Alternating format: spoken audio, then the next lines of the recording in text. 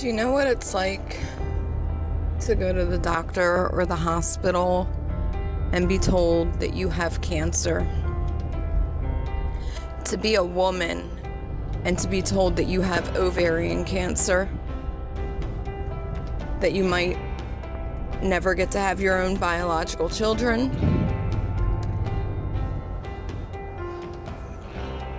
that you're gonna possibly have to take hormonal therapy treatment, that you're gonna have to continue to get scan after scan and blood work after blood work, and that you may need chemotherapy, a great chemical concoction that will either kill you or change you forever, radiation that fries your skin and fries your cells, or yet another surgery where they're cutting you open and removing part by part and piece by piece of all of your parts that make you whole, that make you a woman, that make you a female. The essence of a woman is her reproductive system. And when you have ovarian cancer, most of it gets removed, if not all of it, and depending on the stage 1, stage 2, stage 3, or stage 4, will depend on how many of your other organs they want to take out, how many of your other organs need to come out, because if not, you'll die. I know I'm not the only one that feels like one of those cheap chocolate hollowed out Easter bunnies you get from a dollar store, because I have no parts left. I do not have any more disposable parts inside of me. And I'm part of a large group of women that are exactly the same as me. There are no preventative tests. There are no early indications. There aren't really any screening tools readily available to test for ovarian cancer. Women are told to go to their gynecologist every year to get their pap smear. Sometimes nowadays it's every 2 years that they encourage you to get them. And your pap smear checks out good, so you think all your girly parts are good because the doctor said nothing was abnormal, and you let it go until the next year because, well, why wouldn't you? You were told everything was good, but what your gynecologist failed to tell you was that pap smear does not detect ovarian cancer. It does not screen for ovarian cancer. The closest thing that we have is a blood test called a CA-125. A CA-125. And that test alone is not 100%. That test alone cannot tell you if you have cancer. It's just an indication that's used with your signs and your symptoms and in conjunction with your ultrasounds and your scans. But if that's the best we got, if that's the only thing we got, then why isn't every woman getting it? Why isn't every woman being offered this blood test that could possibly help her detect the fact that she has cancer early enough so that something can be done about it, early enough so I can stop losing people that I care about, and early enough that we can stop losing our sisters and our mothers and our daughters and our wives, early enough so that we have a fighting chance against this.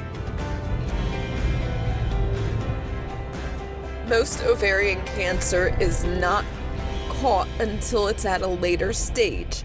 That means most ovarian cancer isn't found until it's spread to organs outside of the ovary, making it much more difficult, if not impossible, to treat. there are signs and symptoms for some people. Signs and symptoms include feeling bloated, backache, side ache, abdominal pain or cramps, feeling full faster, changes in your menstrual cycle, and a few more random, generic, everyday ailments that all women have. But you need to be your own advocate. If you have these signs and symptoms, you need to go to your gynecologist and you need to talk to them about it. And if you think that there's something wrong with you, you need to get firm with your doctor and have them take you seriously, or you need to stand up, walk out, and go find your butt another doctor that will listen to you. Because last year alone, 15,000 women died to ovarian cancer. 15,000 women died. And I know a lot of those women. And they were great, amazing women. And it kills me that in this day and age, we are not any closer to fixing this, any closer to a cure, any closer to prevention. It's not so bad alone. My fridge makes a noise that lets me know I'm home. And the milk in my bones says this isn't the darkest night I've known. I know that this isn't the darkest night I've known.